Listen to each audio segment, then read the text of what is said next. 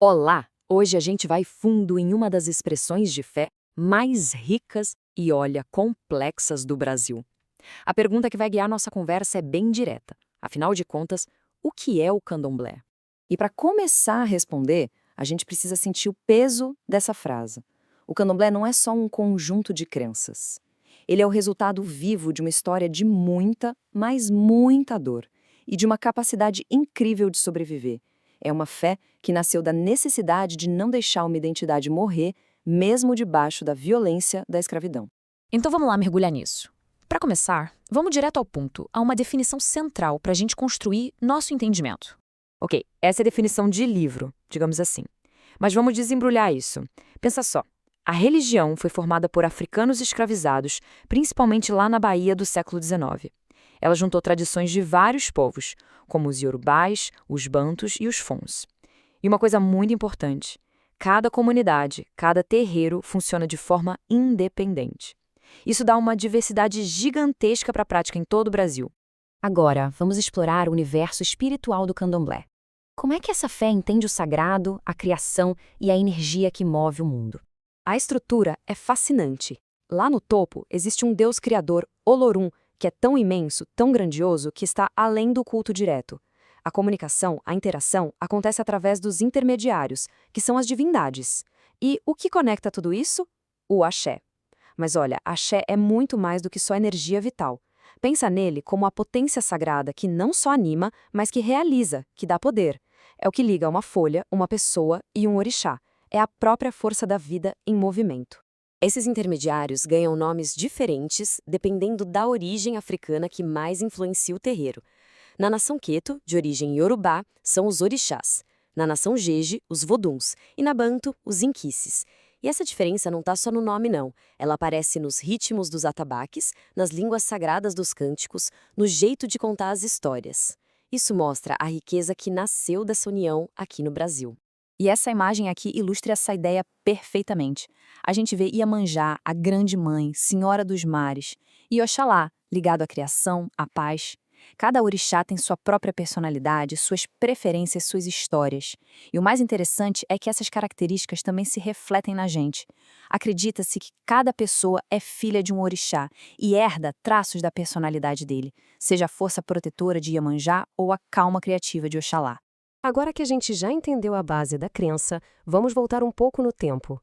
Como exatamente essa religião nasceu em solo brasileiro? A resposta está nesse cruzamento entre a fé e uma luta brutal pela sobrevivência. Vamos tentar imaginar o que é ser arrancado da sua terra, da sua gente. O candomblé nasce exatamente daí. É a mais profunda expressão de resistência cultural. No meio da desumanização da escravidão, povos de diferentes etnias foram costurando suas memórias, seus rituais, seus deuses, para criar não só uma religião, mas uma verdadeira fortaleza de identidade. Um lugar para eles continuarem sendo quem eram. Essa linha do tempo mostra uma jornada de séculos. Depois da chegada dos primeiros africanos, foi só lá por 1830 que o primeiro terreiro foi fundado na Bahia. E mesmo depois da abolição e da proclamação da República, que em tese garantia a liberdade religiosa, a perseguição foi brutal. Terreiros eram invadidos, líderes religiosos presos, acusados de curandeirismo e magia. E mesmo assim, a fé não só sobreviveu, como se espalhou pelo país todo. Vamos avançar para ver como essa herança toda se manifesta hoje. O que faz do candomblé uma tradição tão vibrante e tão única na sua prática? Bom, aqui tem uma diferença fundamental que é muito interessante. Diferente de religiões que têm um livro sagrado como base, o candomblé é uma tradição oral. O conhecimento não é lido, ele é vivido, sentido. Ele é passado de geração em geração através da prática, dos rituais, das histórias contadas. A base de tudo é a experiência direta com o sagrado. E essa frase captura a essência disso. A palavra falada não é só um jeito de se comunicar, ela tem poder. Ela carrega a própria força vital, o axé. É por isso que os cânticos, os mitos e os ensinamentos passados oralmente são tão importantes, tão sagrados. Eles são o veículo da própria energia divina.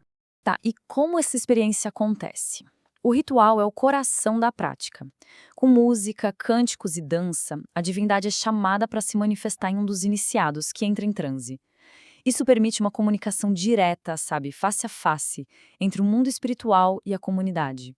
É uma troca. A comunidade oferece o seu respeito, suas oferendas, e a divindade oferece seu axé, sua proteção, seu conselho.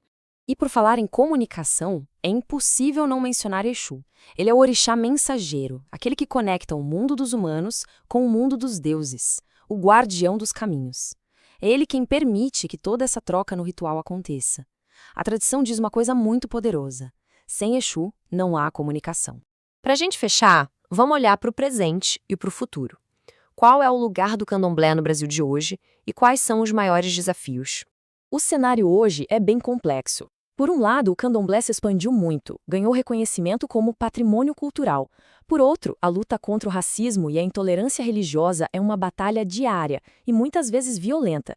Ao mesmo tempo, existe um debate interno fascinante, um movimento de reafricanização, que busca resgatar as raízes mais puras da religião, questionando as influências do catolicismo que um dia serviram de escudo. Então, o ponto crucial é este. A resistência que marcou o nascimento do candomblé continua sendo sua principal característica. Seja lutando contra o preconceito, debatendo os próprios rumos ou mantendo viva uma tradição oral em pleno mundo digital, essa capacidade de resistir e florescer continua no coração da fé. E fica a pergunta para a gente pensar: o que essa história de séculos de resistência tem a nos ensinar sobre as nossas próprias lutas?